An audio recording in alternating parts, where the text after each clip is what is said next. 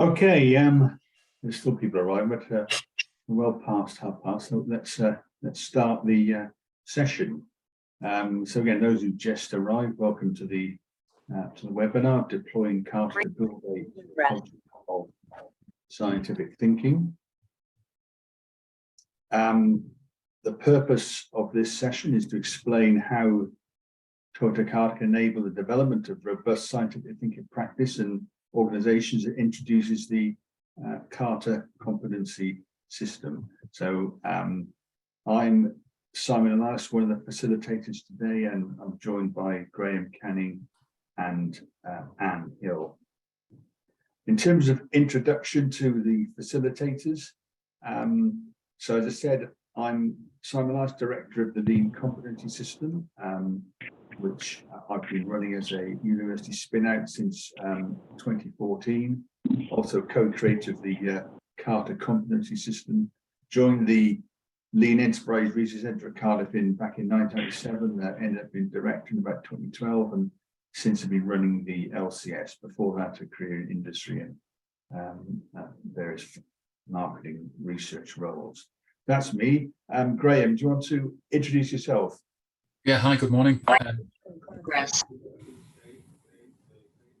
Good morning, everybody. Sorry, just got a little bit of feedback there. I'm Graham Canning. I'm a Kata coach and trainer.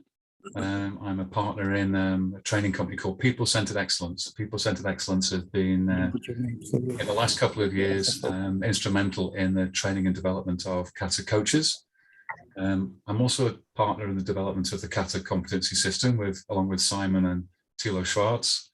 And I founded the Kata School in the UK about 2 years ago, which is a group of Kata practitioners who develop in a community of people who are interested in and practicing Toyota Kata. Great, thanks, Graham. Anne, would you like to introduce yourself? Hi, everybody. I'm Anne Hill. I work for the National Health Service here. I'm an exec coach and mentor in improvement and general leadership capability as well. I coach a lot around continuous improvement, and I'm also a Kata coach and trainer. And in this context, in the context of Kata, I am an eternal learner. So there's always so much to learn about this stuff. Great, thanks very much for that. Let's just go over a bit of the session operation. If you want to ask questions or ones that you press later or make a comment, use the chat facility in Zoom.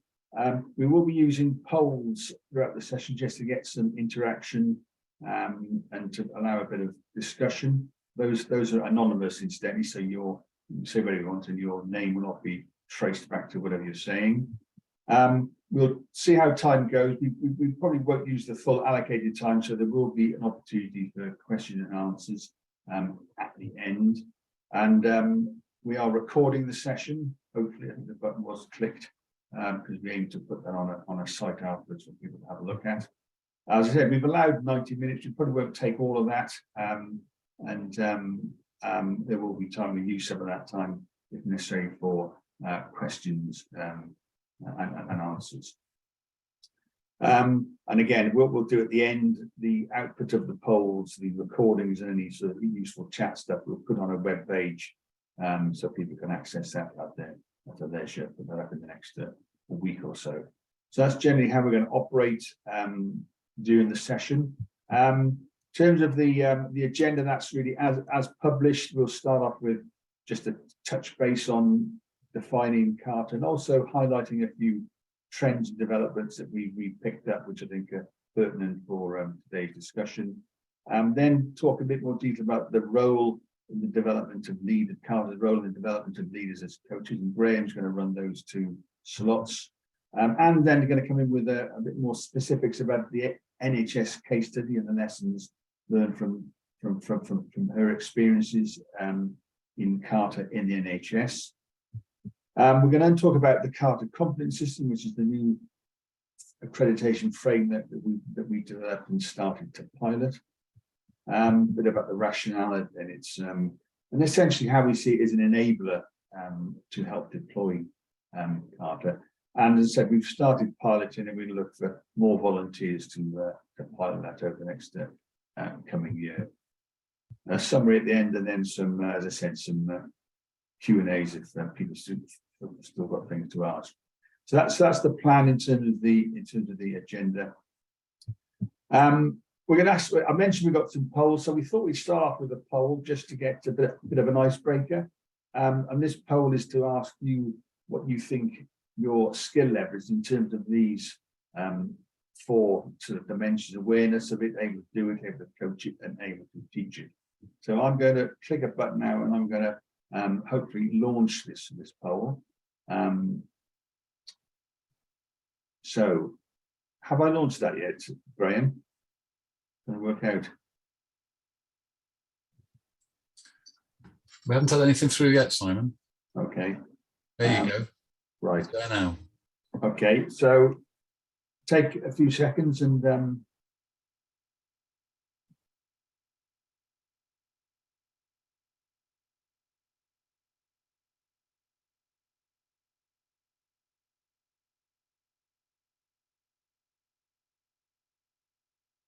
okay. You're all still clicking on me. Okay, well, I'm going to end that poll there, and I'm going to share the results so we can all see them and make some comment on that. So just about 64%, just under 2/3 awareness level, small proportion able to teach it, and slightly more can do it and coach it. So gives us an indication of the sort of level. Any observations on that one, Graham or Anne? That's quite normal, I think, at this stage of Kata is still quite new, I think, and so lots of people are aware of it. When I say new, it's actually probably more like 14, 15 years old in terms of when Mike Rodder first positioned the term Toyota Kata. But most people are aware of it, they've heard of it, they might even have read the book. It's still quite rare to find many people who are actively practicing it, even more rare to see that it's well embedded in organizations. Anything to add, Anne, to that? I think it also shows the opportunity to grow at each of those levels, which is really quite interesting. Even for a small group like us today, the ability to connect with people who are coaching and teaching is, I think that's a great opportunity. Great. Okay. Okay. Well, let's move on. And this is the first session, really, a section in terms of the substance, which is about what is Kata and an examination of some of the current trends and developments. So Graham's going to handle this one. I'm going to drive the slides, so hopefully we'll coordinate effectively. Thanks, Simon. For those of us in the UK, we're very familiar with the concept of me saying, "Next slide, please, Simon." But we're going to adopt that style. So, so for those of you who are relatively new to Kata, I'm going to go through a little bit about what Toyota Kata is, and maybe put my spin on it a little bit in terms of how I interpret it in context of my background was in lean manufacturing, and I've probably spent about 15 years of my life as working at Toyota myself, but also as a lean consultant.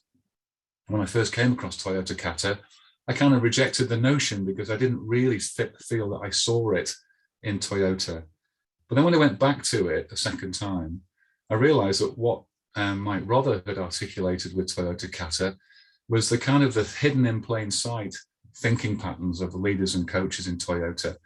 They didn't really use Kata, and the argument would be they didn't really need to, because that way of getting people to think scientifically was so embedded in their culture and their organization that they didn't need the Kata. And that's where I think my starting point is with Kata, is it's a way to practice and develop the new habit of thinking scientifically. And I specifically say a way. It's not necessarily the way, it's a way. Anybody who's interested in finding out a bit more about what Toyota Kata is, I'd recommend a YouTube video by a colleague of mine, Oscar Roach, who talks very much about Toyota Kata being a way for scientific thinking, not the only way. Now, one of the advantages of Toyota Kata in that situation is probably that it builds through a series of structured, what is known as starter kata. And we'll come on to some of the terms in a second.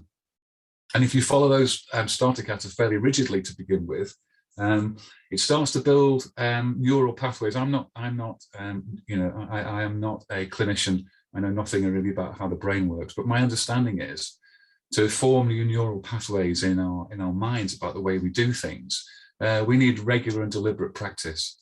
And that's actually what Toyota Kata, I think, gives people, a way of retraining the brain to think differently, think more scientifically and logically about solving problems and meeting challenges.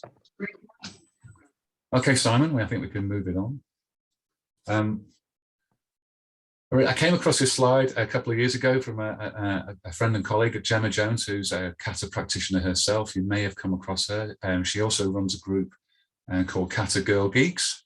And she put this lovely, elegant iceberg together in terms of perhaps what people see when they look at Toyota or they look at lean tools and principles are the above the waterline practices and principles of lean. Underneath all that, and particularly at Toyota, are the two elements of Kata that Mike describes in his literature. The first one is the improvement Kata, and that's for the individuals who are doing the improvements, a systematic and scientific way of thinking. And that's supported by a coach. And that's usually a manager or a leader acting as coach to get people to think more scientifically and act more scientifically about the way that they iterate through a series of improvement steps. Thanks, Mike. Thanks, Mike. Thanks, Simon. I think this links quite closely to a bit of an emerging theme, if you like, around next generation management. How do we lead, and ultimately, how do we get our organizations to thrive and survive in the current situation that we're in? For the last probably 3 years, maybe longer, we've been in a global environment which is incredibly volatile. I mean, you may have heard of this term VUCA.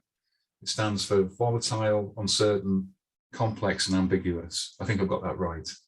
And those are the kind of conditions in which business operates, where previous models of thinking are no longer kind of appropriate for just repeating forward in terms of meeting the new challenges. So part of the thinking around Toyota Kata is a potential antidote to that is to have scientific thinking as part of your toolkit. And that means that leaders need to be more adaptable, and they need to be able to work with their people. And scientific thinking and Toyota Kata are ways to enable that to happen. Okay, Simon, can move it on. The structured approach of Kata, as you can see here, enables you to do a number of things. It genuinely is about reaching challenging goals together with your team, despite the situation of navigating in often very unpredictable conditions. One of the things that Toyota Kata doesn't do is it doesn't value long-winded, long-term planning. Sometimes they're a kind of a necessary thing for guidance, and to have a challenge is a very important part of Kata, but the route to get there is not well defined. You do it by a series of iterations, a series of steps, a sequence of plan, do, and check, act cycles. And I'll come on to that in a little bit more in the next couple of slides. What's interesting about this approach, and people often say, well, you mentioned creativity here, surely the Toyota Kata and the rigidity about some of those rules stifle creativity. What we find is it doesn't. Actually, the Toyota Kata provide a foundation or a safety net even to allow people to think creativity. It permits that part of their creative brain to actually work on ideas and solutions and develop hypotheses, rather than having to deal with all the ambiguity and all the complexity that's happening out there in the big wide world. Okay, Simon, you can move on. I think there's 3 key elements to Toyota Kata which make it so powerful and important, and it's actually important to bear in mind all of these when you're practicing Toyota Kata.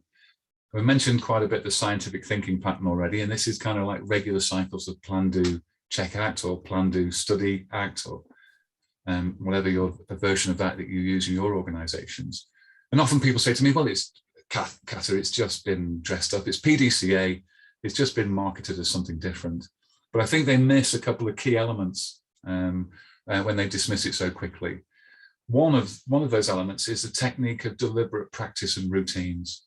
It's been well proven that deliberate practice, sort of intentional practice, knowing what it is you're practicing in the presence of a coach, which is the third element, really helps you to develop those new habits and for those new habits to stick and to serve you well in environments which are far more challenging than ones that you might actually be in when you're actually learning.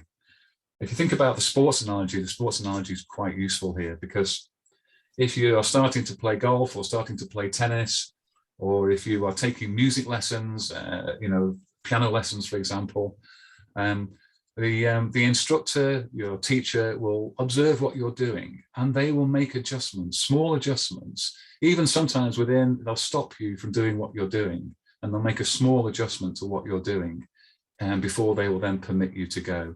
And that's exactly what we mean by the technique of deliberate practice in the presence of a coach. Okay, Simon.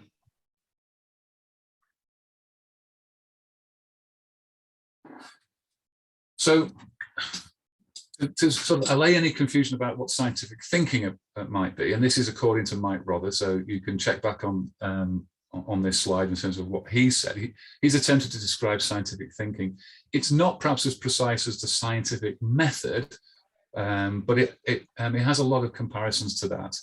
And there's a couple of key principles around what we talk about when we talk about scientific thinking. One is to acknowledge that our comprehension is always incomplete. That always means that there is a knowledge threshold somewhere. There's a point at which we no longer are certain of the facts. And at that point here, what people often do is they jump to a conclusion, or they use past knowledge or a bias that drives their thinking in a way that says, this is what we need to do. And scientific thinking says, no, at that point there, you no longer are certain of the facts. You need to develop a hypothesis which says, okay, I think that this is going to happen, and I'm going to test it. So the thing about scientific thinking is that it's a series of hypotheses where you run an experiment. You run an experiment and you make a prediction on what you think is going to happen in that experiment. And then you measure to see if actually that did happen. And often what actually happens in practice is very different to what you thought was going to happen. And that's enormously important in terms of Toyota Kata, because that's where the real learning actually starts to happen. And anybody who's kind of worked in this space will know exactly what I'm talking about in terms of the actual light bulb moments, the energy of those conversations when something different happened and the learning is just so powerful. Okay, Simon. So this learning and advancement of this knowledge threshold provides a platform for the next step. So it's only by learning actually and moving forward to another level of platform can you then develop your next hypothesis about what might happen. And there's a good analogy that people use when they're talking about this, about having a torch, a flashlight in the forest, and you're navigating your way through. You can only see the extent of the beam that is shining on the ground. And the only way to sort of develop and open up what's happening a bit further in front of you is to take that step, to take a step. And then it opens up a slightly further horizon. Okay, Simon? Okay, I'll just pause for a quick sip of water. So that's a very quick overview around Toyota Kata and the principles of scientific thinking. What's happening out there? Well, obviously Mike Rother, who's written a couple of books, and he's recently reissued, or maybe a couple of years ago, a practice guide. If you're really into practicing Kata, this is almost like this is the fount of all knowledge. This is your This is your reference book for practicing kata. There is so much richness in that. But actually, it can be a bit daunting. There's a bit of a starter for 10.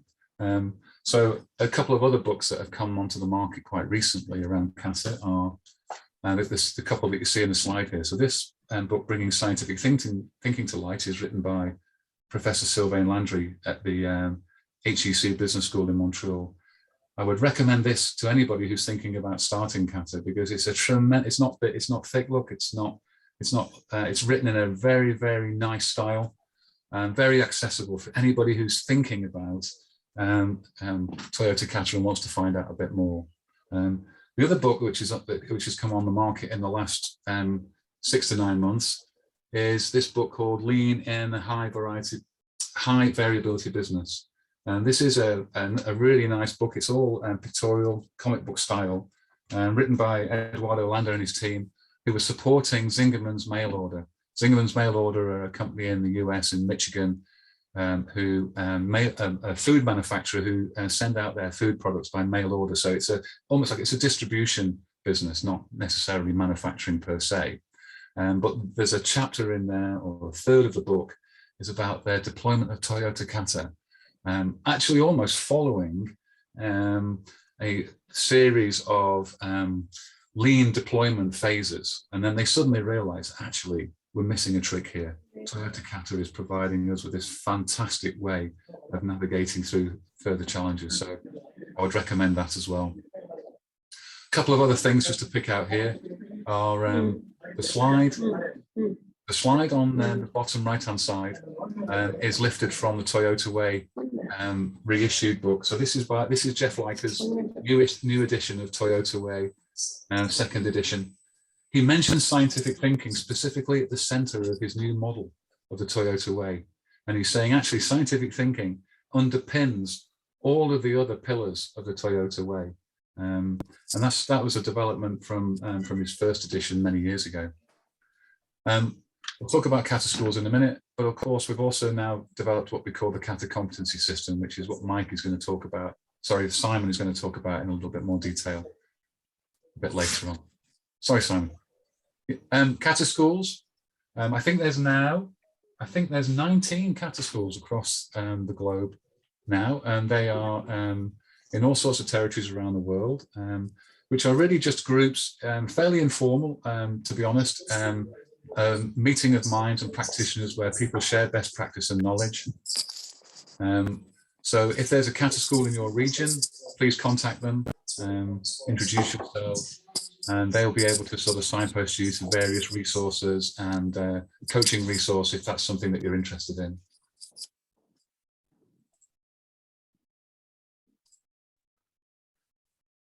Okay, Sam, time for a poll.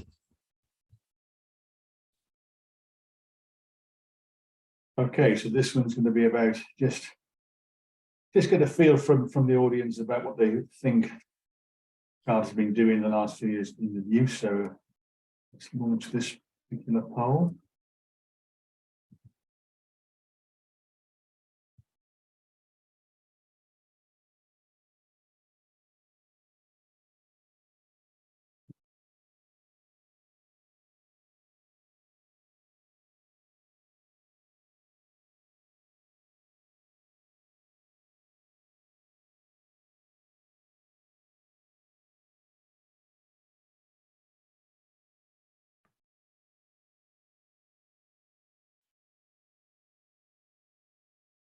Okay, let's end that poll and let's have a look at the results. Quite a high proportion don't know, which I suppose aligns with the sort of awareness state that people are in. Probably a strong amount of agreement, agree strongly, agree slightly on there has been a growth, sort of for 40-odd%. Thoughts, Graham or Anne? Yeah, I mean, every day's a school day and we're always learning, and these polls are an experiment. I suppose on reflection, if you're working in an organization, it's difficult to know what's often happening outside your organization and to kind of have a feel as to whether organizations are more actively using Kata outside of your own organization. I think that there is overall in looking at that, there is a slight tendency towards people agreeing with that there is a bit of a growth there, but it's by no means mainstream. And it probably isn't going to be mainstream for quite some time yet. I think for those of us that are using Kata, we don't talk about it in isolation, so it's just part of what we do. So I reckon there are probably quite a few organisations out there that just don't promote that they're using Kata. But that's a guess. Okay, good.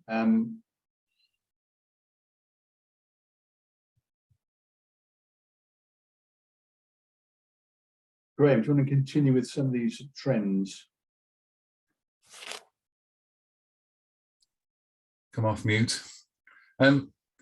Yes, we were talking about some of the trends in the workforce the other day, and this an article about millennials caught my eye. So I thought it'd be quite useful to share that. I think millennials are around about, they're kind of around about the 20-something age group now. They were kind of born around the turn of the last century. So I've got a millennial son. And they have a very, very different perspective on the world. And what's interesting is that even now they currently make up 1/3 of the global workforce. And the kind of things that millennials absolutely don't want are command and control management styles. And I'm not sure anybody ever really wanted command and control. Probably back in the day, people were, it was somewhat enforced upon them. However, millennials will walk, from that kind of culture.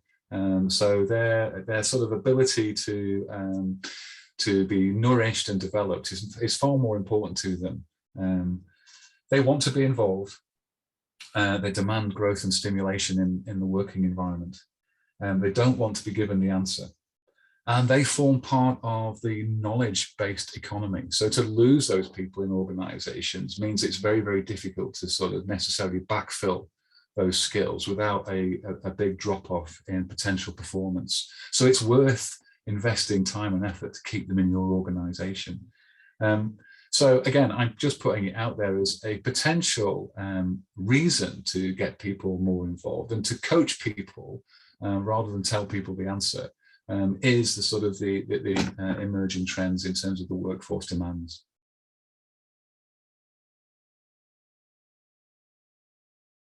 I don't know if you follow Mike Rother on Twitter. If you're on Twitter, follow Mike. He's always got something interesting to say, and often it's quite controversial on purpose because he's trying to stimulate discussion and debate. But just a week or so ago, he posted quite a long thread around the missing link, if you like, around what's happened in the lean world. And he's positioning here that something was missed out in the early codification of the Toyota production system into lean tools and techniques. And his argument has been actually without the social side of lean, the people side of lean, the technical concepts of lean don't really work. Or if they do work, it's a bit transient, and actually these things are not sustained, and then they're not adopted by workforces, and they're not taken and being adapted. So that's a very, very interesting sort of challenge to those of us who are kind of from a lean heritage like I am, and have discovered Toyota Kata as being a way of actually getting people to develop their own solutions. Sometimes those solutions look very similar to a lean concept or principle. Other times they don't, but they're fit for purpose for that business at that time. There's Simon, if you scroll over to the next one, there's a little bit more on that thread. So I'll just leave people a couple of seconds just to digest that.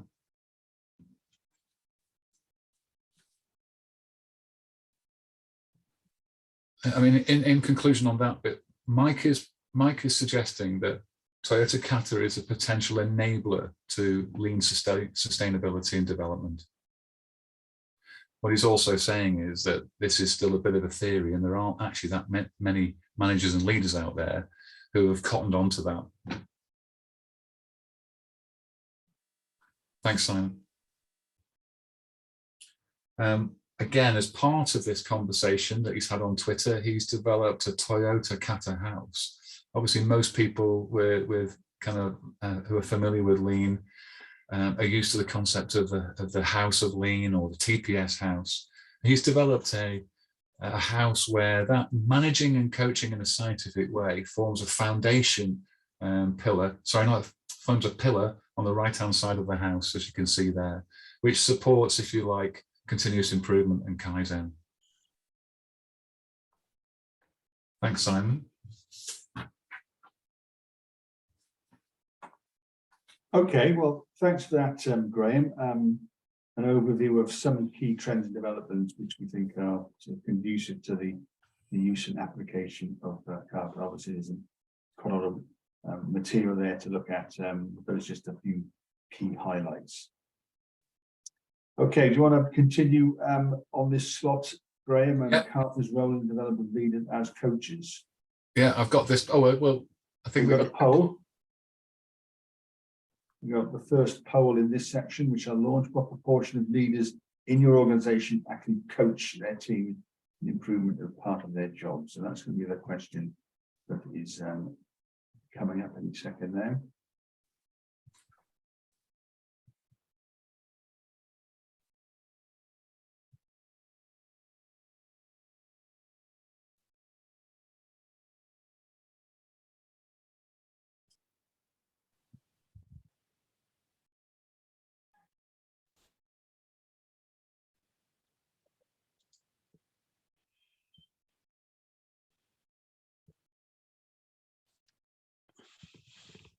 Okay, I think just about everyone has made a choice, so let's end that poll and let's have a look at the results. Bias towards the low percentage ends there. Graham, thoughts on that? Well, I'm going to let Anne go first on this one. I was going to say, this is really interesting. What we haven't done is put up the original 2 research questions that led to Kata. So that first question being, what are Toyota managers doing differently?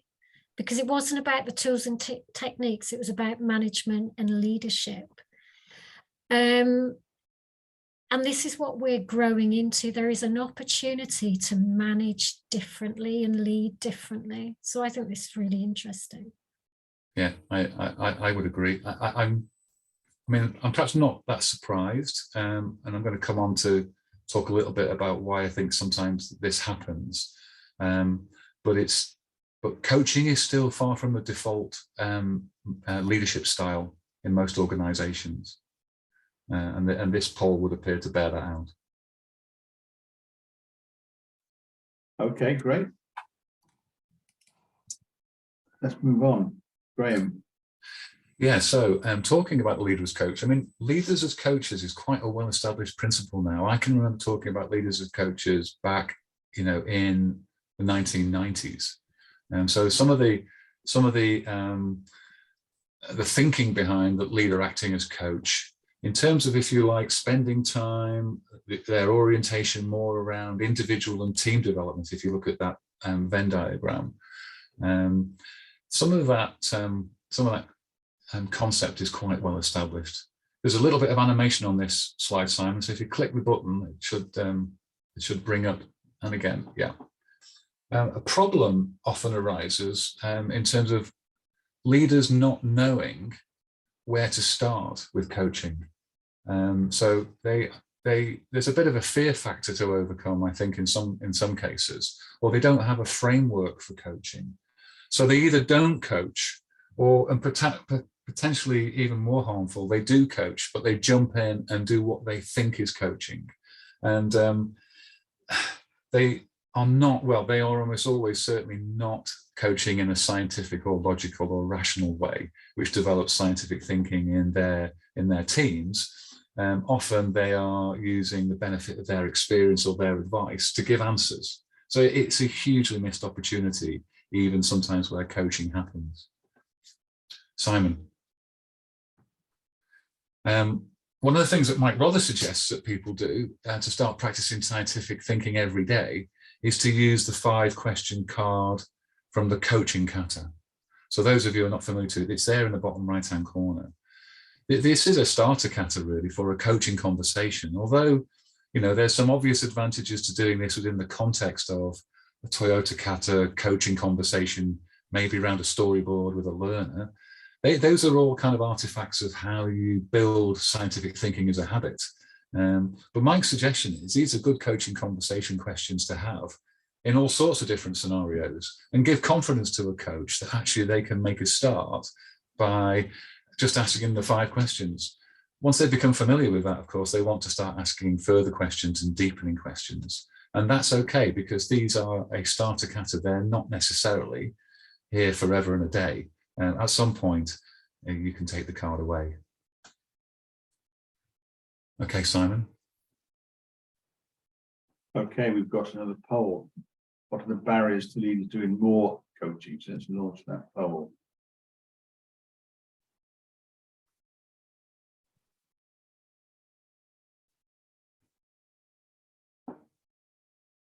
You can choose lack of personal coaching skills, organizational barriers, cultural barriers, general work pressures, fear of failure, or some other you might be familiar with.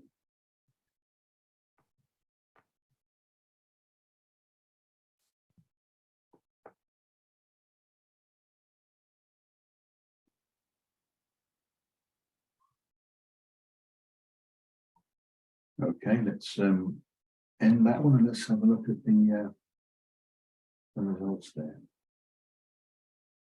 Pretty much a consensus of the problem, lack of personal skills. Graham? Yeah, okay, well, the fear of maybe leading people a little bit with the previous slide, I do genuinely believe that people are not really trained in how to be a coach, and certainly coaching comes in many shapes or forms. In terms of what Kata coaching is all about, is to encourage the improver to think and act scientifically, and that requires, the coach requires support and training in doing that. In fact, the coach should have been an improver first, and only by being an improver first are they able to coach. It's probably not a game where you can come in and be an exceptional coach unless you've actually gone through that kind of improvement learning yourself first. But nonetheless, I'm not surprised by that. The general work pressures, it's absolutely the case that most people, it's one of the first things that falls off the to-do list. But my argument would be it's absolutely vital that managers and leaders coach their teams. It's a fundamental part of their job. So the challenge might be, so what are those work pressure obstacles that need to be worked on to enable coaching to occur? And that in itself is a target condition for a Toyota Kata activity. So you can apply Toyota Kata even to how you manage your time better. I'd actually say there's something really practical you could do right now after this webinar. Is take those questions, soften them for your organisation. The next time you Gemba walk or you're on a go see, do it through using those questions. There's some great videos that Mike's done around Gemba walking and Kata. So use that as the entry, actually an introduction for, you know, really incorporating in day-to-day work.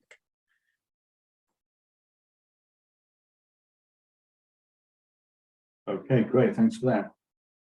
Okay, well, thanks Graham for that. We're now going to move on to the sort of good meaty bit of the session, I think. I'm pleased to welcome Anne to this. Anne's our sort of guest speaker today, really, and agreed to share her experiences of what's been happening in the NHS. Obviously, she's introduced herself at the start, so I shall hand over to Anne for this part of the session. Thank you. For those of you that are not from the UK, the NHS is our national health service in England, so we're publicly funded and very much driven by government directives. So we serve every single member of the UK population. So way back, what seems like a long time ago, 2018,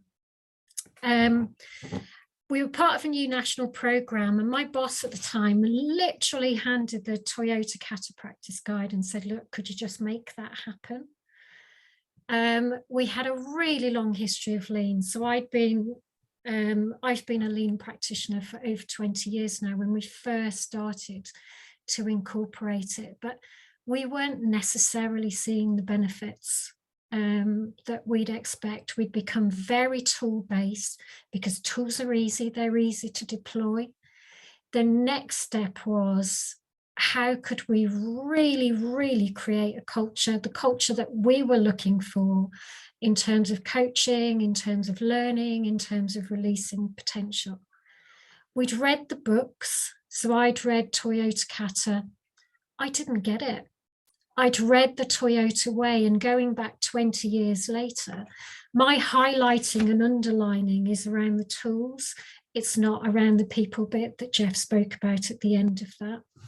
So we had minimal skill, and contacted Mike, who was incredibly generous and designed a program with us. So we were learning from Mike. He was experimenting through us, we through him, and he introduced Beth Carrington. Now, Beth is so experienced in healthcare, in the environment that we were working in, not just in direct patient care, but also in pharmaceuticals. So she was bringing this level of experience, which was actually really credible in an environment that could have been really resistant because there was a fairly set way of doing lean. And we did a go-see. So we went to Zingerman's. We went to Mercy Hospital. So they'd introduced this in a clinical environment that we could translate into the world that we were working in. And Beth had also worked with an organisation called Baptist Memorial. So there was loads of experience for us to build in. So we worked with 6 different teams of different organisational takes. So some were administrative policy makers, others direct clinical care right at the heart of accident and emergency, others in primary care. So we had lots of different perspectives to experiment with. We did the very practical thing, and this may be where some of you would start to focus, because we had to bring different groups of organisations together, and we had to do it in bulk, if you like. We developed what we called our learner development programme. So we brought 3 representatives from each of those teams, and we all learned to be learners. And then from that, after we had some practice, we had some initial coaching capability, we really focused in on coaching. And I think my learning from this is that quote of, you don't learn to drive in a parked car. So we were literally, myself and Joy, who developed those 2 programs, we were about 4 weeks ahead of the people that we were working with. So we were just thrown into it. And the mantra being, if you're not experimenting, you're not learning, and you need to learn how to do this. So it was a case of hold your breath and just get on with it. So we did. If you can go to the next slide, Simon. And this was the route we took to building capacity. So Joy and I started, so the 2 of us, then we started with our 6 sites, who each went then back to their own organisation to build that learner skill and start to expand the coaching capability. And growth, as I'll get to, is it really depends on the number of competent coaches. So we were working at growing coaches in little groups of 3 that were then taking on their own learners and then beginning to learn more coaching skill. So it literally grows incrementally. For us, it worked better to start in the middle of an organisation and start to grow laterally, rather than a top down, it will be done and therefore will work down.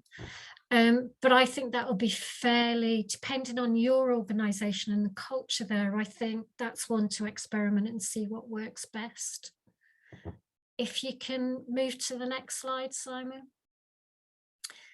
So we learned it works in healthcare. So it works in our environment. It works in clinical environments. So really, you know, we've been through a pandemic, which for healthcare staff has been really, really difficult. So even in the heat of some of the pressures of the pandemic, this stuff works, but it also works in non-clinical, in admin, in environments that would be more like Zingerman, so that manufacturing environment. So we've got lots of services like pathology testing, diagnostics testing, where those principles apply there. I'd say my learning is that you need an experienced second coach. I'm not sure we'd have been practicing something. We may not have been practicing Kata if we hadn't Beth guiding us. So that's something as well to experiment with. And start really small. So we did, some of our teams started to offer learner development to big groups. But then what you find is if you haven't got the coaching capacity to support them, you end up not practicing Kata, so you end up doing something else. So the idea is start small but grow really quickly, thinking about learner skill, thinking about coaching skill, and ideally second coaching skill. So what we've done is we've built up elements of training, competency coaching that look at all of those. And what we've learned now from the work that we're doing is our learner development could be so much better. You need to practice it consistently and with discipline. So it's not one of those things that you think I'll do for a while. It's a deliberate choice to do this. So we've had some of our 6 started and it just wasn't the right thing for them, although maybe in the future they will pick it up. And it's really different. So in my world, we'd have been used to training lots of people, and people become recognized for their training ability or having delivered improvement in a certain way. And it can be really challenging. So suddenly you're realizing that what you did before may not have been what people are doing now. So it's a choice again to adopt Kata into how you improve and how you work. And it can be perceived as a threat just because of the challenge that it produces. My learning is that if you're an organization that doesn't have lean as your improvement philosophy, Kata works too. And I've done lots of work with children. You don't have to have an improvement background at all to be able to think your way through that approach as a way just to approaching tricky situations. And I think we've got quite a history of coaching and people development in healthcare. That's a positive addition to what can be perceived as the technical world of Kata. So we would see psychological safety as really important, the relationship piece. So I think that's a really welcome addition that I'd just want everyone to start to introduce to their program. If you move on again, Simon. Yeah, we've got some polls here. Which one do you want to launch, Anne? Go for 5, 7 and 8, those 3 questions.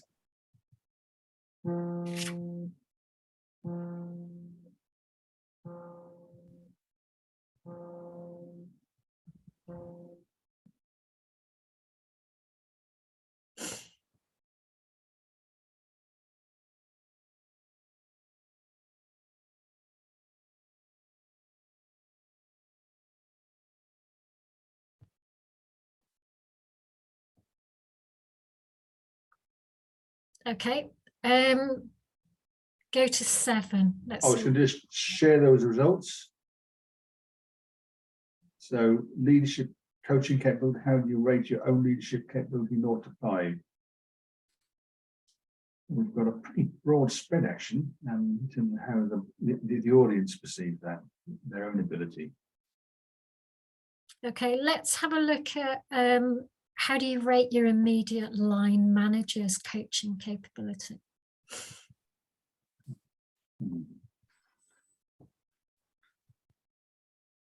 Okay, so it looks much the same actually. Oh, no, I haven't done that one yet. Okay, sorry. Which question was that? Was that 7, wasn't it? 7, yeah. Okay, let's launch that poll. Okay, that's now launched. How do you rate the leadership coaching capability of your immediate line manager?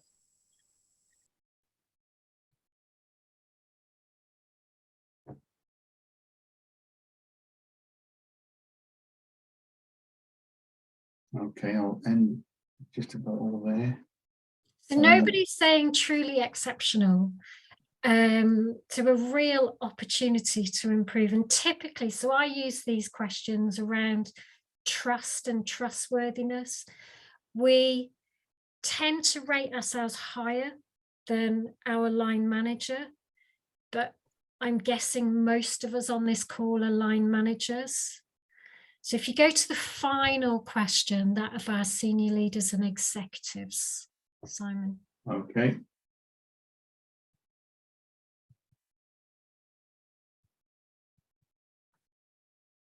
Okay, that's now launched.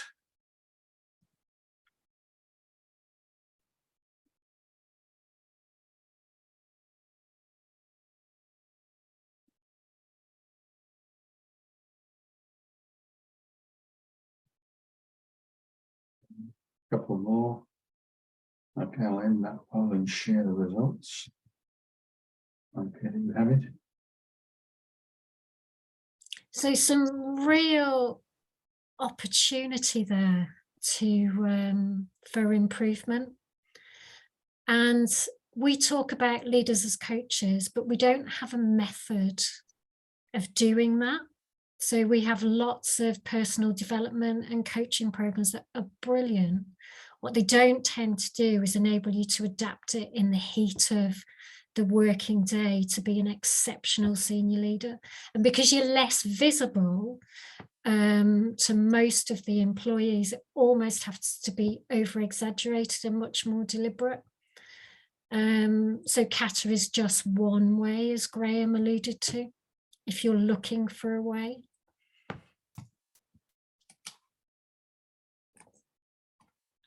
So if you go to the next slide, Simon. This is a slide from Thilo Schwartz, and this for me was like the aha killer moment slide.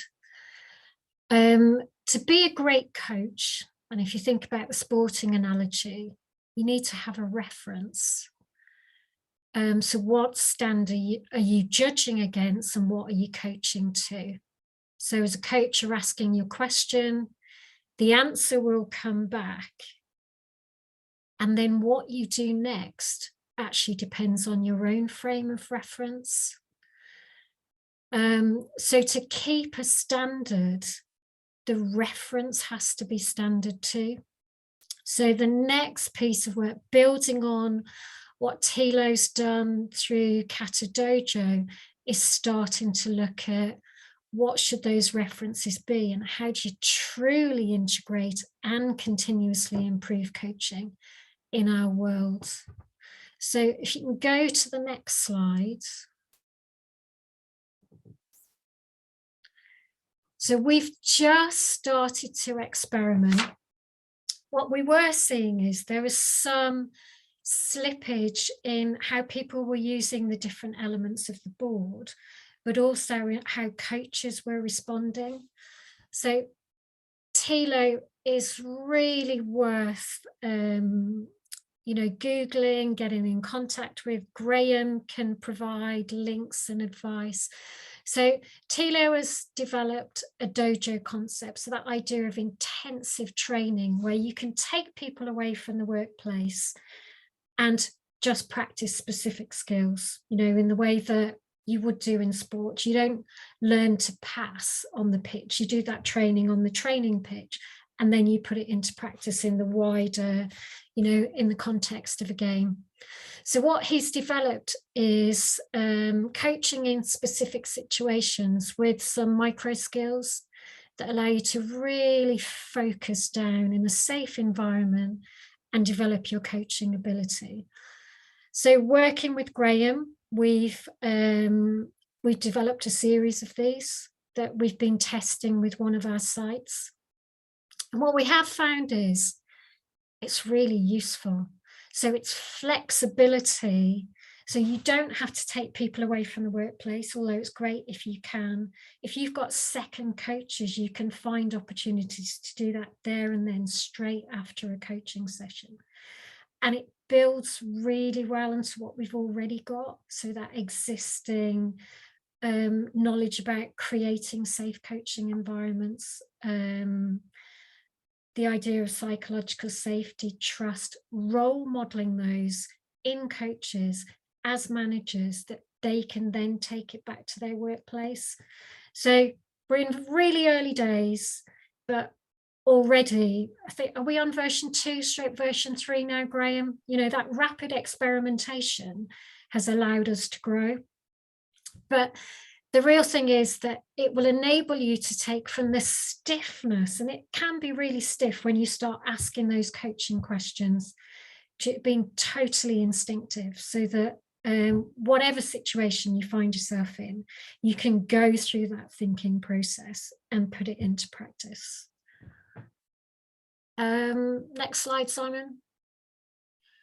The initial work that we've done, so we were asked by Elaine Mead, who's one of the exec coaches to the NHS. She's somebody worth looking up and contacting as well.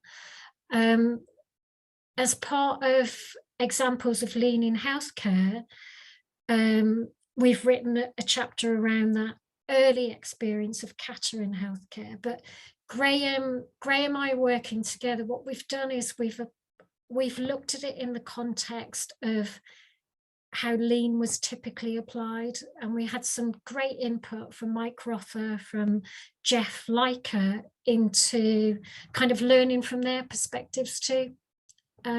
So it will be available from the 24th of November, but it's really good in the context of where our industry was, and what this has meant to us. I think that's my last slide, is it, Simon? Correct. So thanks a lot, Anne, for that. Very useful material of your experiences there.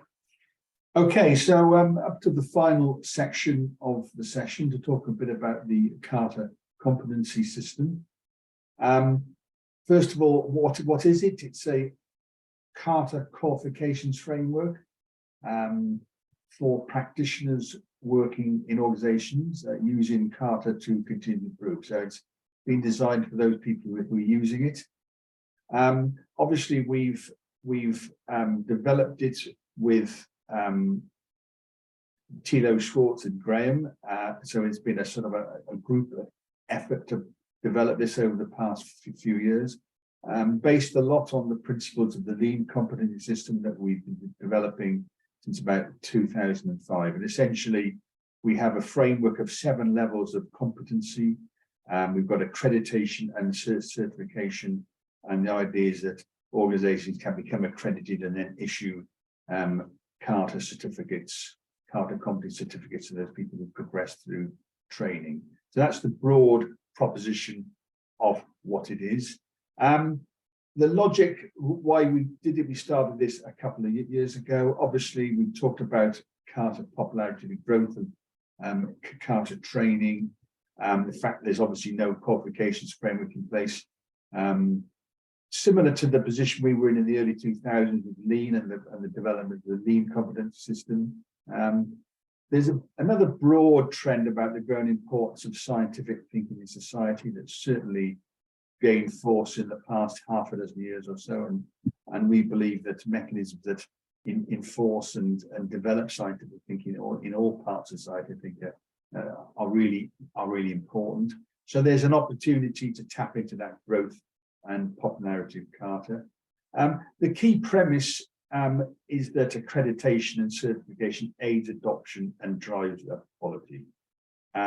It's also linked to the reward and recognition idea that boosts engagement, retention, and productivity, and things like that. There's a lot of empirical evidence around that.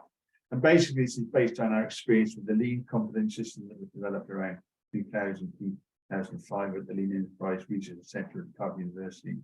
And we've now got around 500 organizations using it globally. And the evidence that they tell me is that it helps them in a really positive way develop their continuous improvement approach, their culture, get people engaged. So it's really from that evidence of how the LCS has worked that we think there's also an opportunity to produce a similar model to help with Kata. There are also some risks. We mentioned this idea that it's not just a tool, and we don't want people to see Kata as a tool. The potential for poor training standards, and I think part of our role is to try and develop high standards, provide some sort of quality mark, help professionalize the discipline and a development path for those practitioners who are developing sort of a career in this.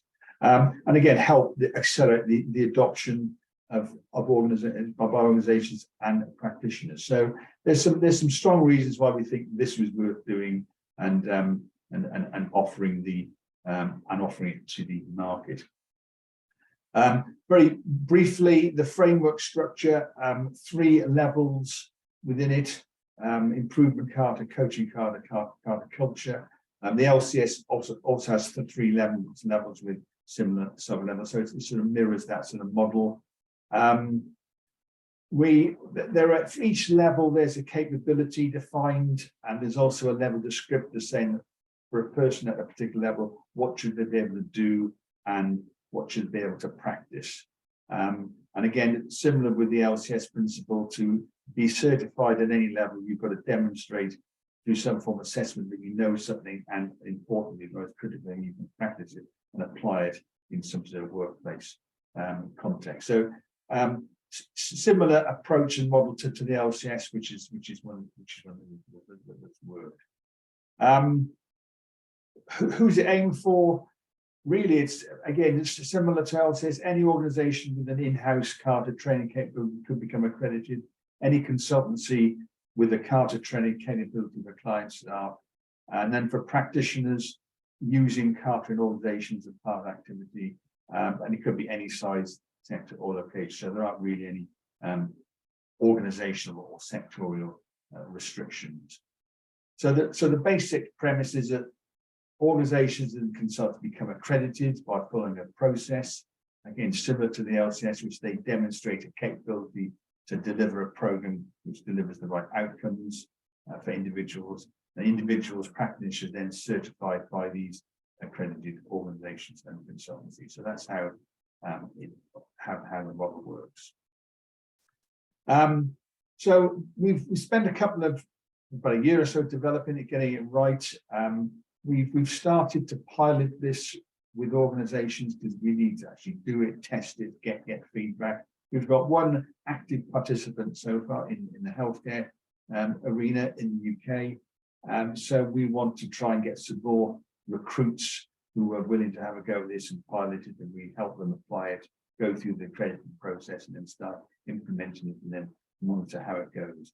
Obviously, for anyone who wants to pilot, there are some advantages in terms of first adopter.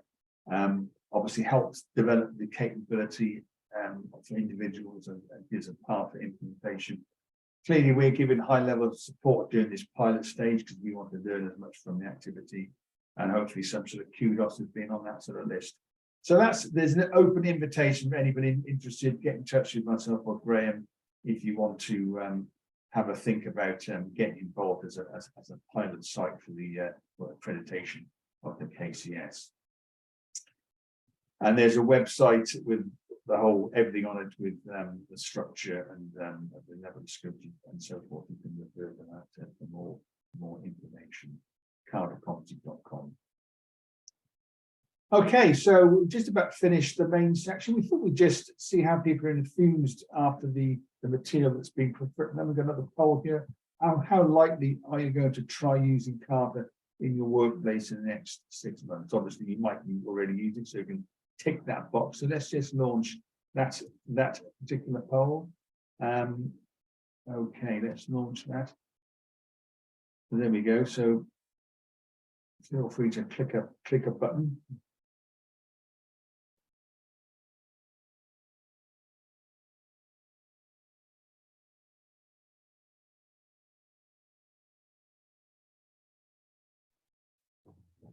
Okay, that's a good number of people on that. So let's see what we've got there.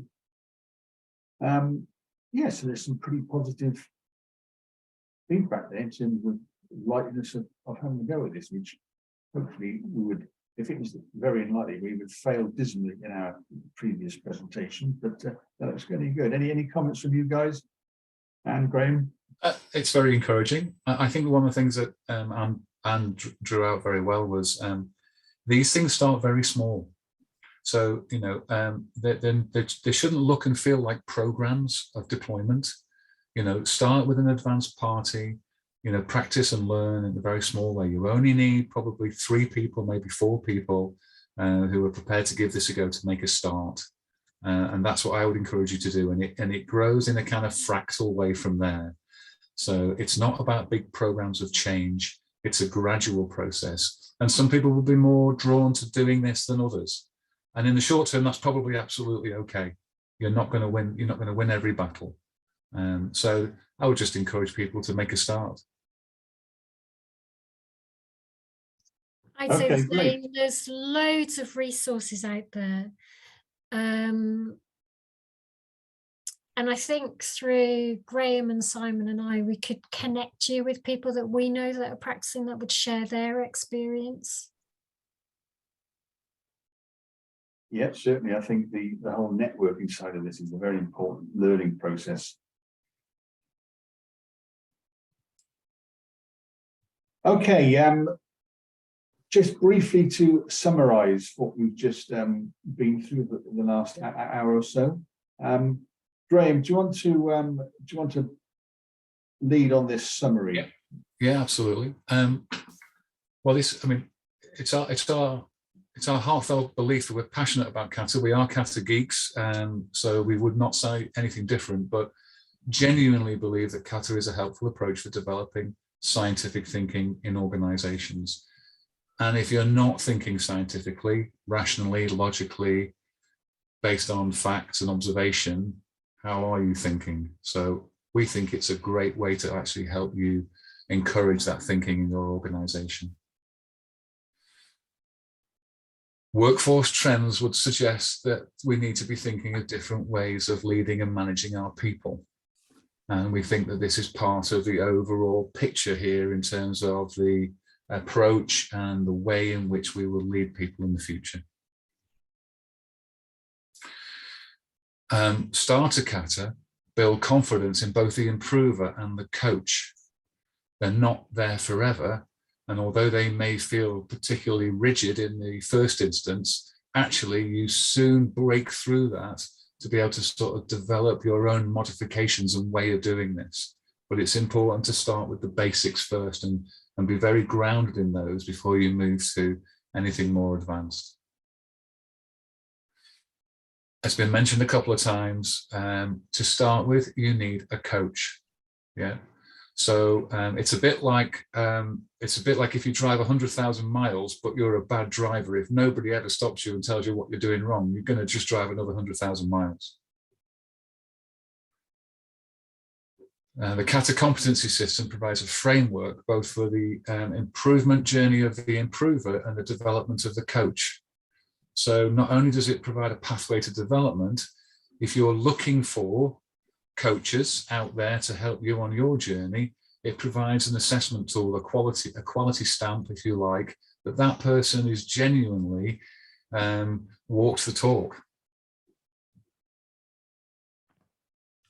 Okay, great. Thanks for that, Graham. Well, that concludes the main presentation element of the session. So I'll thank you, Graham and Anne, for your contributions. Then thank you all for turning out. We've got some time left for a few questions, so let's. I'm going to stop sharing, and then we can really open up to the floor. You'll have to. You can put your hand up and unmute yourself, but it's first come, first served, please. So if you want to ask a question. Simon, there's a couple of questions on the chat which we might kick off while people are kind of thinking, because I did promise people we'd come back to some of these. So shall we ask some of those ones first? Yeah, please fire ahead. Yeah. Warm up. So Annie, you obviously created quite a bit of interest because all the questions are for you so far. But there's a couple here about what has been the business impact of deploying Kata within the NHS? And I'm gonna match a couple up here. What's been the business impact of deploying Kata within the NHS? And how would I, as a customer, notice that the NHS is deploying Kata? Do you want to have a go at those? Brilliant. So I'll start with how would you as a customer? You may or you may not. So practically, you may well see Kata boards in a clinical area, but you might not. You may well be asked, so for improvement that teams are doing, because this gets really integrated in what you do every day, your views, your impacts, your ideas that would form the basis of the next experiments that these teams would be doing. So in terms of direct business impact, we've got examples of where speed and quality and effectiveness has improved. So one of the early pieces of work was for patients that were presenting with pneumonia into A&E, that they were screened for HIV, and that was really successful. So it actually enabled, sometimes these clinical changes can take a long time to happen. This just happened really, really quickly. So we've got loads of examples like that. Speed and availability of drugs, discharge processes, lots around pharmacy and diagnostics.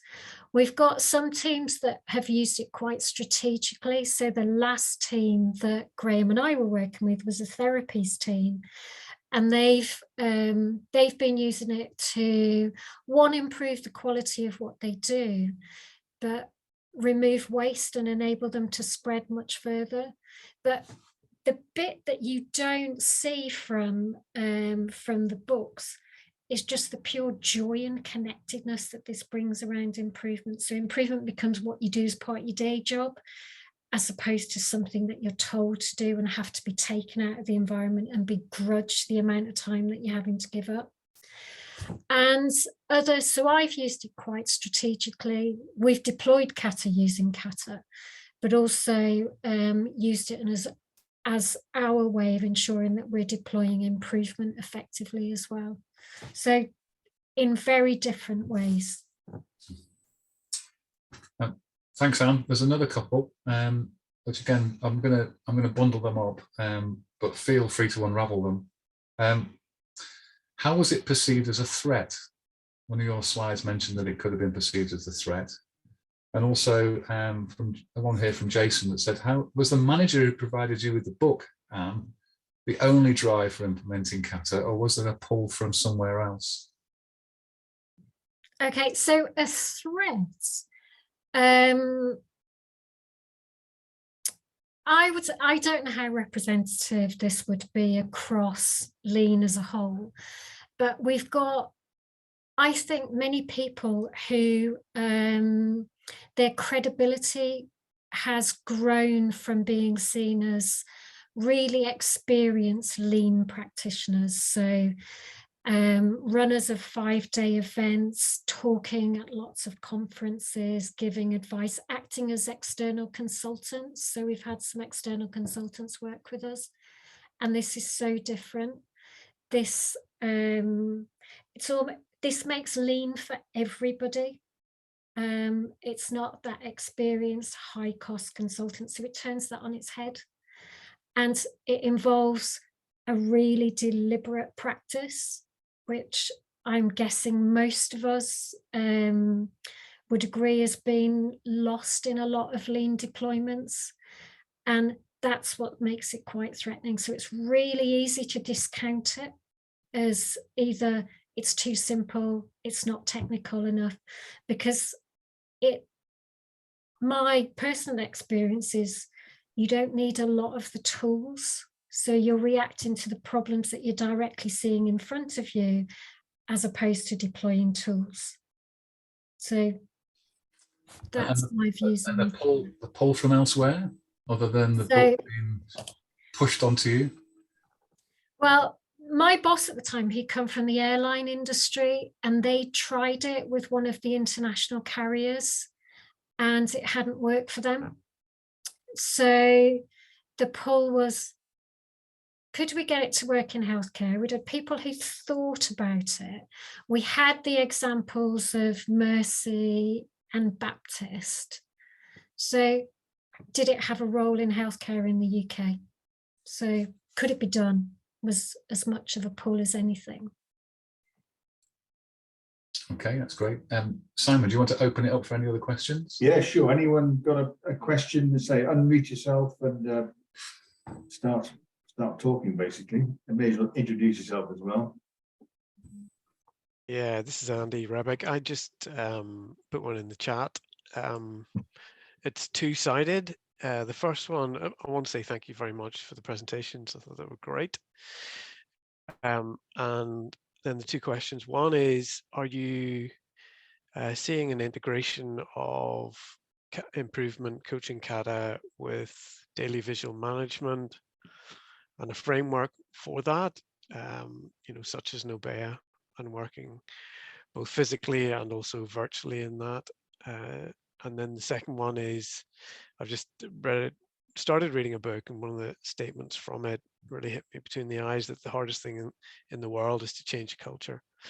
And so I think that's always got to be a background. I love that phrase that you can't learn to drive without in a parked car. So that kind of helps kind of illuminate why changing cultures in this instance the most difficult thing in the world. Because if you're not driving, there's loads of parked cars in my organization, and you could be studying and it's called learning, but it's not at that deeper level. So sorry for quite a few in there. Can I have a go at the first one, Andy, about the integration of the improvement and coaching into the daily visual management framework? It absolutely does align itself to that approach. And often the missing thing there is how to lead with questions if you're in that environment of asking the teams to report on performance, and then therefore what the gap is, and therefore what their activity is to close that gap. Those coaching questions work really well in that environment. How much you need to train people kind of like alongside that before you just kind of launch them into that, that's probably where the debate would need to happen. I think it's useful to get them to practice the starter kata first before they go kind of running. A very wise man said to me one time, if you give a child a pair of scissors, they just go and run around and try and cut everything. But it absolutely does align it to that approach. I'll take the second one. So Mike Rother will talk about you can't change culture. You can modify it. So there's a real question about what is the culture that you want to create. So being really intentional about what you want to create. This may be a vehicle to get you there, or it might not be, but the key is to be really intentional in what you want to create. And then systematically just keep going from one person, one group to the next. You know, there's that great quote is organizations change one mind at a time. So literally that systematic spread. But what do you want to modify it to? And Thilo's got a great little diagram. I think it's all A's in a circle, or B's in a circle, maybe where you want to get to. But on that journey, you're going to have a mixture of A and B's together. So that would be my views on that. Does that answer your question? Yeah, they're good. I mean, Can you see that?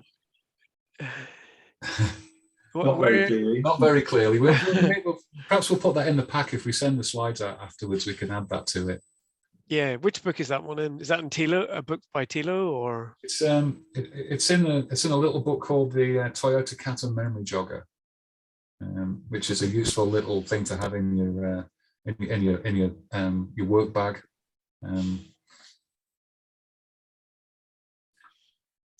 I think Anne's right.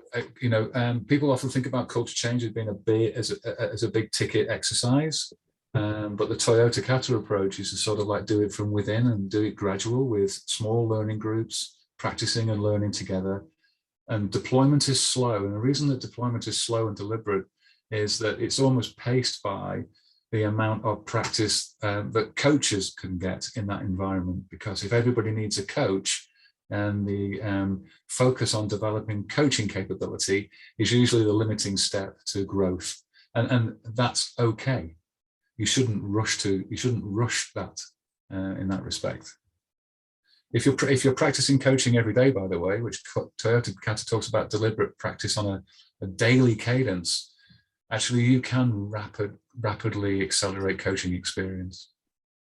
Yeah, I think that goes back to one of the statements, Anne, you had in one of your slides. You said start small but go fast. So there's a bit of a tension there between what Graham's saying and what you're suggesting in that slide. Could you explain that a bit, Anne? So we've experimented with groups of 3, so practicing the role of learner, coach and second coach. Getting that group of 3. Now, if you can get people to practice every day, I think it's probably about a month of working days where that group would feel confident. So there'd be 3 people in that group that would take on another 3 people each. So you'd literally have them coaching another group. So you can grow exponentially, but you just have to do it and be really deliberate that that's what you're going to do. And fast for some organizations is that you sheep dip everybody and everybody's done it within 3 months. Well, that might not be the case here. You'll have some people that will never want to be a coach. They will never want to take on other people. So you can only grow at that pace. Okay, thank you. Okay, great. We've got just a couple of minutes left. Anyone else want to ask a question? If so, please unmute and start talking.